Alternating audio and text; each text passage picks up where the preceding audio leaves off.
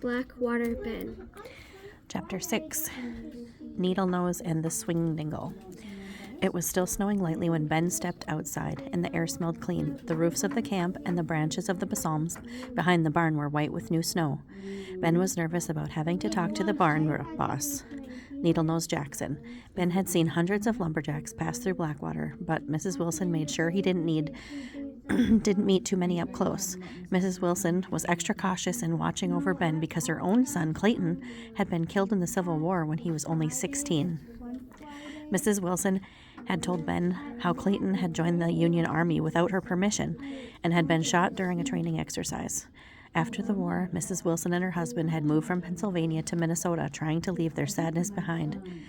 But as she told Ben, we found there wasn't a corner of the earth far away from Lancaster County for us to get to shed our grief. When the Jacks hit the saloons hard in the spring, Mrs. Wilson worried about Ben getting hurt. "You play in the yard today," she'd say. "Those streets are not safe for respectable folks." Blackwater's 193 citizens supported 26 beer joints and one church. On his way home from Sunday school, Ben sometimes peeked in the saloons. Unlike Nell's establishment, the cheapest joints were shacks and ragged tents with planks laid across two barrels for a bar. They served local moonshine, jack juice they called it, which was rumored to make men blind. On still nights, the voices of men on Main Street and the music from the player piano in Nell's carried all the way down the river to Mrs. Wilson's boarding house. The warm scent of the barn brought Ben's mind back to camp. He was glad to see that Needlenose had already led old Dan out of his stall and had started harnessing him. The barn boss was a short, heavy-set fellow who'd been a teamster in his younger days. He had the longest nose Ben had ever seen. It looked like it had been stuck on his face by mistake. "Good morning," Ben said, trying not to look at his nose. Ben had seen Needlenose chew out a jack the week before for staring at him. He'd pushed his face up to the man and said, "What you gawking at?" The poor fellow had nearly swallowed his chaw of tobacco. "You driving Danny boy today?" Needlenose asked. Ben nodded. "It's good we're getting some snow, eh?" "That depends," Needlenose glared at Ben. Since Needlenose spent his days in the dark barn, his eyes had a squinty look to them. "I thought we needed more snow to help with the skidding." Ben did his best to not stare. "I can see you got a lot to learn about lumbering." Needlenose spit out a chewed up piece of straw. "A little snow helps the skidding horses, but too much bogs them down." Ben helped him with the last harness buckles and remembered that we've got to run the water wagon every night to build up the roads. Snow can make it hard to ice the ruts.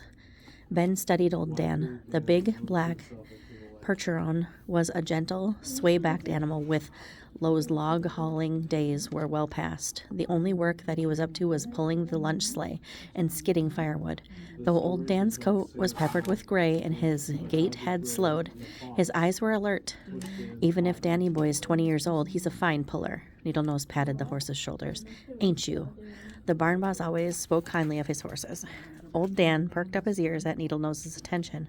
But when Ben walked closer to the horse, the big animal blinked as if it asked, "Who are you and what have you done with Skip?" "Hey, boy," Ben said, speaking low and soft, like he'd remember just seeing the teamsters do.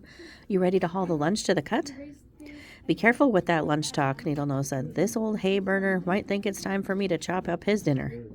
"You cut hay for him?"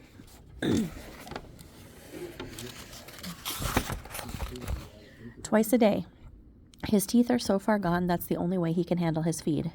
As Ben helped Needlenose slide old Dan's bit into place, Ben asked, "How come his front teeth stick way out while his back ones are only little points?" "They're plumb wore out. At least he's got more ivories left than Windy," Needlenose laughed. Ben bent down to pick up the reins, but before he could say giddy up, old Dan started out the door. Ben's arms jerked forward and he almost fell. As Ben ran to catch up, Needlenose said, "Old Dan knows his job so well that he don't need you." Old Dan stopped at the door of the cook shack on his own. Pa came out and helped Ben hitch the sleigh mounted lunch delivery wagon called the Swing Dingle. Pa pulled out his pocket watch. "Looks like it's time to load her up." Pa and Ben worked fast to keep the food warm. After carrying out the wooden boxes of dishes, they set the steaming stew kettle, bean pot, and logging berries behind Ben's seat. Then they loaded the warm bread and pies into the blanket-lined compartments and latched the doors tight. I see the boys have already got a fire going at the cut, Pa said, glancing at the smoke to the south. Old Dan looks like he knows the way, Ben said. The horse was lifting up his front foot and pawing at the snow. You better get moving, Pa said. Them jacks don't cut into cold beans. Remembering how old Dan had bolted out of the barn, Ben climbed onto the seat and made sure his boots were planted on the footrest before he reached for the reins. The minute Ben picked up the reins, old Dan jerked the swing dingle forward. The iron-tipped runners of the sleigh were soon hissing down the ice road. For the past 3 weeks, the water wagon had been hauling water from the river at night and building up the road. Also, the cut groups for the sled runners with the bull rudder. Piloting the swing dingle wasn't as glamorous as felling trees or driving a 4-horse team, but Ben was excited to get away from the cook shack. Ben never seemed to be able to do his job well enough for Pa. The afternoon before, Ben had been peeling spuds for an hour, but when he stood up to stretch his back, Pa said, "Are you lollygagging again?" Being cooped up in the kitchen with Pa from dawn till dark was going to school like going to school 7 days a week without recess. At school, Ben could at least look forward to a break at lunchtime. Here, lunch just meant more work. Old Dan pulled the sleigh at a steady trot as he rounded the first 2 corners and climbed a low hill. Enormous red and white pines stood on both sides of the trail. The snow-covered crowns of the trees were so tight together that the ground was still patched with tufts of dry ferns in places. The men had started logging the stand farthest from the river, and they were working their way toward camp. Ben checked his watch, and it was 11:45. He'd get to the cut right on time, but when old Dan reached the base for a second, steeper hill, he stopped suddenly. Ben clicked and whistled, but the horse only shook his head. Ben made a smacking sound with his lips like he'd seen the teamsters do. He called, "Giddy up and go, boy," and he flicked the reins, but old Dan stood there, stiff-legged, blowing clouds of steam into the air. Ben turned and checked the sleigh. Lumberjacks endured cold and snow and long hours in the woods without complaint, but if the kettles cooled, they would be angry. Men sometimes walked off the job when lunch showed up late. If old Dan didn't get moving, Ben was going to be in big trouble. "Pull, Danny boy," begged Ben. Begged. "Please, pull," but the horse kept blowing. Ben climbed down and walked to the front of the rig. When he got far enough ahead of old Dan to see him past his blinders, the horse turned his head the other way. "Dan," Ben said, but the horse refused to look at him. Ben trudged back to the sleigh. What could he do? He heard the steady thunk of axes somewhere beyond the hill. Maybe he should run ahead and get help? Just then, old Dan lifted his head and jerked the swing dingle forward. "Whoa, Dan," Ben yelled, running after the sleigh. "Stop, boy." Ben tried to jump on the back of the sleigh, but his boots slipped in a rut and he fell down. By the time he got to his feet, old Dan was halfway up the hill.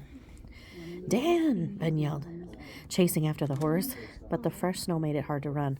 When Ben reached the top of the hill, the swing dingle was already disappearing around the next curve. "Dan!" he called. 2 curves later, he saw that the smoke plume of the lumberjacks' bonfire was only a short distance away. He ran even harder.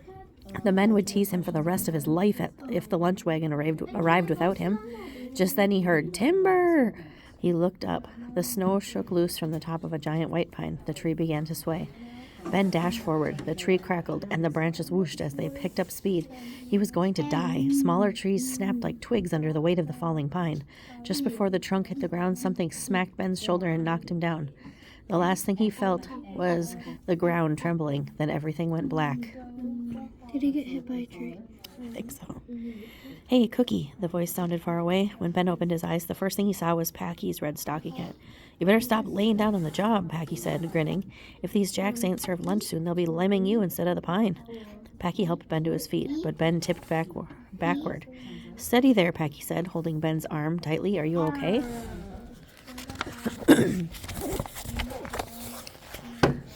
Ben nodded, trying to shake off the dizziness. His head was pounding worse than it had during Miss Standish's blab school. The lunch sleigh was parked just ahead. When Ben looked at the huge tree, he knew he was lucky that only a branch hit him. "She's a big one, no?" Packy said. "Gotta be 100 feet tall." Packy brushed the snow off Ben's cap and handed it to him. The sawers like to drop them near the road so they're easy to skid. But this lady was skybound, standing so straight and lean, and she got away. "We'll get 6 sticks out of that grand dame for sure." By sticks, Packy meant 16-foot logs. "I thought the tree was going to kill me. You've never lost a cookie to a pine yet. Or we've never. Quit your yammering, Frenchie, and cart that boy over here," yelled a big Sawyer called Swede. He's got stew to ladle up. Ben felt unsteady as he walked toward the sleigh. Packy's partner Jiggers had blanketed old Dan and got out his pail of oats. The Jacks were already lined up with their plates in hand. When the men started working a new section of timber, they cleared a lunch area next to the road and laid logs beside the fire for seats. A row of balsam tree stumps stuck in the snow formed a windbreak to the north. The smoke from the fire blew into Ben's eyes as he filled the plates and made his head ache. Once the Jacks sat down, they worked their spoons nonstop. Ben was amazed to see that the men ate even faster in the woods than they did at the cook shack. If we don't get after our beans quick out here, Packy said as he chewed, they freeze to our plates. Jiggers nodded. We've got a shovel in grub to hold us till supper. Steam rose off the shoulders of the Jacks' wool coats as they leaned forward to the smoky fire that made Ben squint and turn his head. The men set their horsehide mitts beside them on the log, and they used their devil's cups, tin cups without handles, filled with hot swamp water to keep their hands warm between the stew and the shoepack pie. Swede was the only one who complained when he saw the tea. Swamp water again, he groaned. Somebody's got to talk to that belly robber. There's no way a fellow can enjoy pie without blackjack. Swede's a coffee-drinking fool, Packy said. How many cups did you drink to win that bet last winter? 37, Swede said. That's why some of the guys call me Guzzling Gus.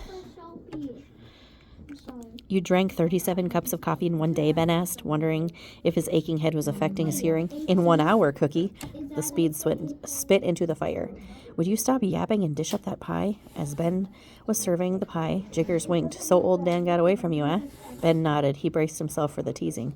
Somebody should have warned you. That hoss always stops at that hill back there. We call it Old Dan's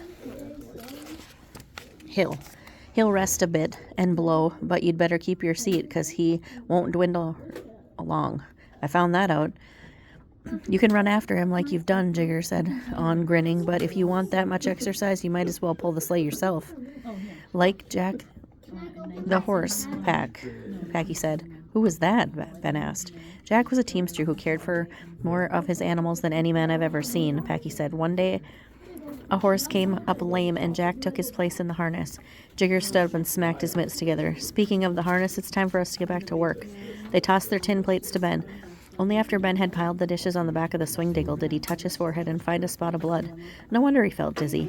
The Notches were already at work with their axes, and the thunk of the blades gave Ben a throbbing headache. As he climbed back to the swing dingle, Packy dragged a broken skidded chain out of the woods. Would you drop this off at the iron burner's shop? Packy called.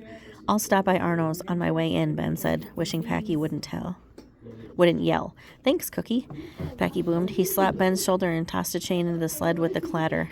But if old Dan stops to rest on any hills, remember, keep your seat. Ha ha.